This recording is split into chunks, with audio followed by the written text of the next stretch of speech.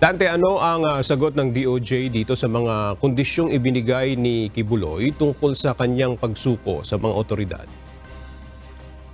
Magandang tanghali aga, sinabi ni Department of Justice o DOJ Secretary Crispin Rimulya, sumuko na lang si Apollo Kibuloy at harapin ang mga kaso laban sa kanya na walang anumang kondisyon. Sa pahayag ng religious leader kamakailan, sinabi nito na susuko siya kung titiyakin ng pamahalaan at ng mga otoridad tulad ng NBI at PNP-CIDG na hindi makikialam ang Amerika sa kanyang kaso.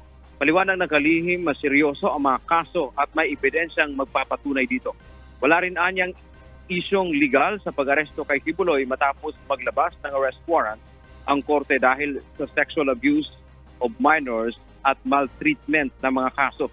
Dagdag pa ni Rimulya, hindi maaring maglagay ng anumang kondisyon si Kibuloy sa kanyang pagsuko. Sumuko siyang alinsunod sa mga kondisyon ng batas. Binigyang diin ng DOJ na paulit-ulit na naghamon si Kibuloy na isampa ang kaso sa korte. Pero ngayon tumanggi na siyang magpasakop sa jurisdiksyon ng korte at pinili pa niyang magtatago sa batas.